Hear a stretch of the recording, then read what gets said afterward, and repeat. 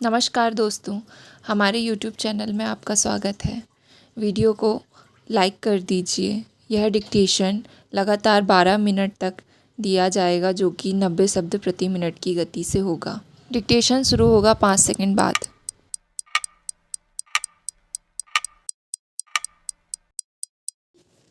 महोदय, पंजाब के अंदर चंडीगढ़ का झगड़ा हो।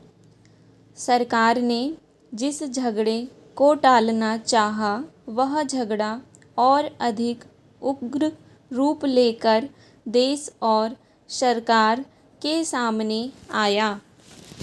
इसलिए मैं चाहूँगा कि इस सरकार को आगे के लिए यह परंपरा डालनी चाहिए कि जब भी इस प्रकार के कोई प्रश्न आए तो उन प्रश्नों पर दृढ़ता से विचार किया जाए और तत्काल उनका समाधान किया जाए।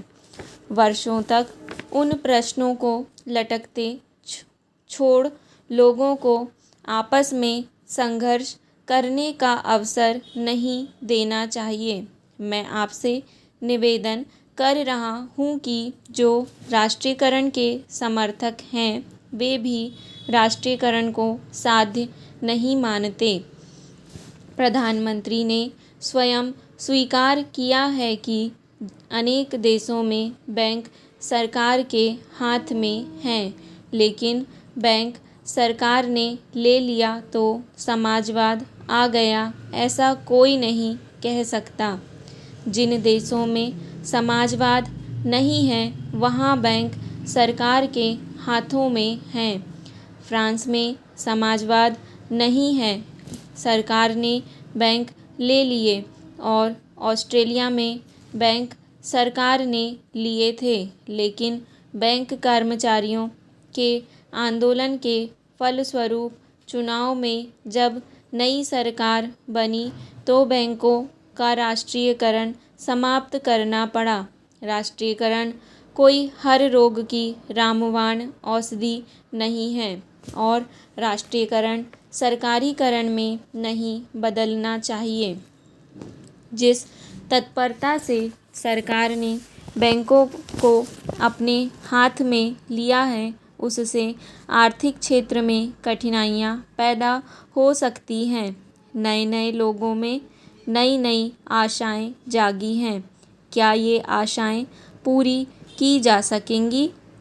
क्या ये आशाएं पूरी नहीं की गईं तो उनके परिणाम भयंकर होंगे। सहकारिता के क्षेत्र में हमने लोगों में नई नई आशाएं जगाई हैं। हमारा तंत्र उसको पूरा कर पा रहा है। समाजवाद मात्र इरादा नहीं है। इरादे अच्छे हो सकते हैं, नेक हो सकते हैं, लेकिन जिस मशीनरी के द्वारा, जिस तंत्र के द्वारा वह इरादे व्यवहार में लाने हैं, अगर वह मशीनरी भ्रष्ट है, अगर वह तंत्र अक्षम है, अगर जनता के प्रति उनके हृदय में सहानुभूति नहीं है, तो फिर राष्ट्रीयकरण भी सहकारिता की तरह एक बदनाम चीज़ हो जाएगी। सरकार बहुत से कारखाने चला रही है। कुछ अच्छे चल रहे हैं, कुछ बुरे चल रहे हैं, लेकिन कारखाने चलाने के लिए, सरकारी संस्थाएं चलाने के लिए जैसे आदमी हमें चाहिए, वैसे आदमी तैयार करने का हमने प्रयत्न नहीं किया है। सार्वजनिक उद्योगों को सफल करना सरल नहीं होता। पैरा अध्यक्ष महोदय, मैं कृषि मंत्रालय की मांगों का समर्थन करती हूँ।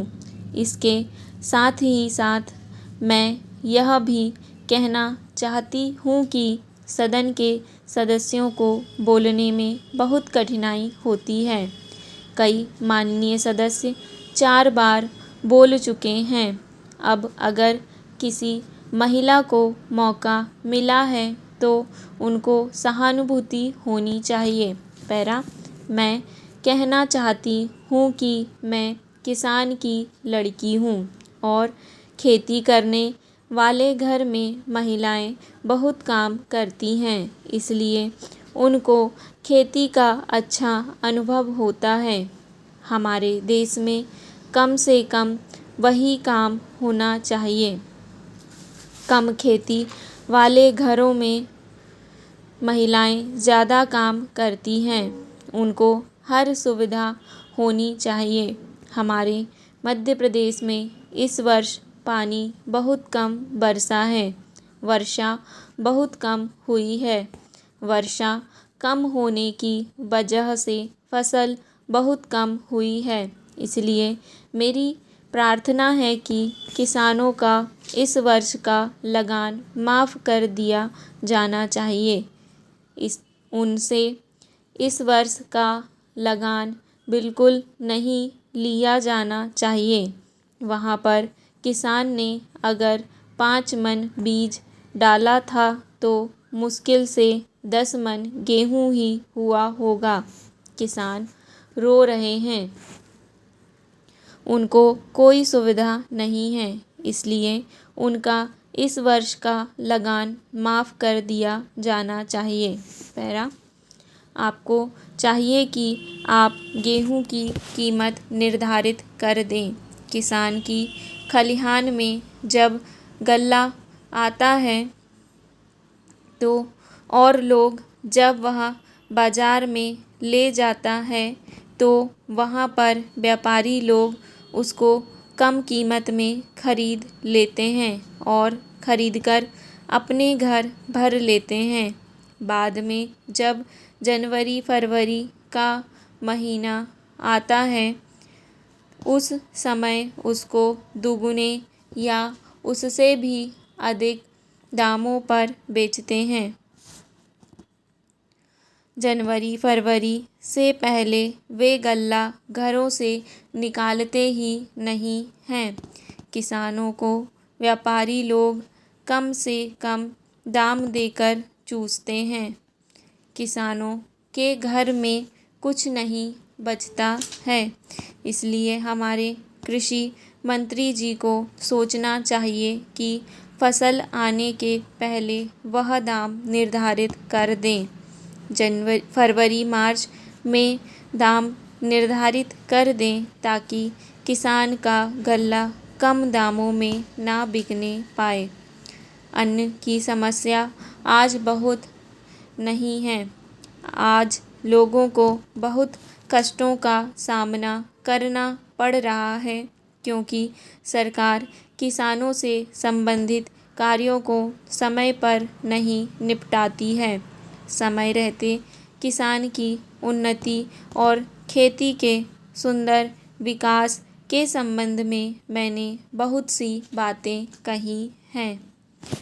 पैरा, अध्यक्ष महोदय, राजस्थान में जनता को बड़ी कठिनाई है। वहाँ सूखा पड़ा हुआ है, मवेशी मर रहे हैं। ऐसे जो स्थान हैं वहाँ आपको कदम उठाने चाहिए। वहाँ लोगों को तथा मवेशियों को खाने के लिए देना चाहिए, उनकी सहायता करनी चाहिए। अगर आपने शहरों का ही ध्यान रखा और देहातों की समस्या व किसान की समस्या को हल नहीं किया तो भविष्य में बड़ा संकट पैदा हो सकता है। जब मैं अपने क्षेत्र में कार्य करने के लिए जाती हूँ तो जिन लोगों ने वोट दिया होता है और जिन्होंने नहीं भी दिया होता है, वे भी शिकायत करते हैं कि जब वोट का समय आता है तब तो आप कहती हैं कि लगान माफ़ होगा, गल्ला सस्ता होगा, गाय भैंस के लिए घास का प्रबंध होगा, लेकिन हो तो कुछ भी नहीं रहा है। अंग्रेज़ों से जब हमने राज प्राप्त किया था उस समय नारा लगाते थे कि लगान माफ़ होगा, नहरें खोदी जाएंगी, गाय भैंस के लिए घास का इंतज़ाम किया जाएगा, लेकिन कुछ नहीं हुआ। लगान भी दुगुना बढ़ गया है। जनता में इन सब बातों को लेकर बड़ा असंतोष है। पैरा हमारे मंत्री महोदय जब जिले का या प्रांत का दौरा करने जाते हैं तो रेस्ट हाउस में जाकर ठहरते हैं। देहातों में जाएं तो उनको असली हालत का पता चले, लेकिन वे तो रेस्ट हाउस में जाकर ठहरते हैं ताकि कहीं उनको लू ना लग जाए।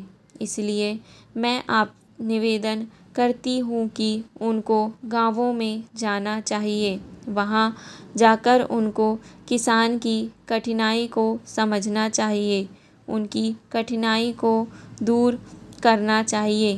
किसान इस समय बड़े भयभीत हैं। उनकी तरफ बहुत सा रुपया पड़ा हुआ है, तकाबी का, बीज का, लगान का, बैल का इत्यादि।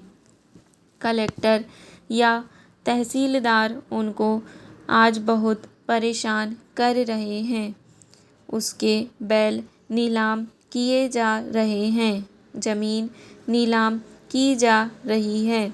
उसको कचहरी में ले जाते हैं और पटवारी तहसीलदार किसान को जिस तरह से परेशान करते हैं उसका लेखा मैं नहीं दे सकती हूँ, उसका मैं वर्णन नहीं कर सकती हूँ। आज भ्रष्टाचार का ही बोलबाला है। जब तक 500 रुपया या 300 रुपया या 200 रुपया लेखपाल को या पटवारी को ना मिले तब तक खाते में से नंबर वे लोग नहीं निकालते हैं। कचहरी में उन्हें परेशान किया जाता है और वे सब जगह परेशान होते हैं। स्टॉप।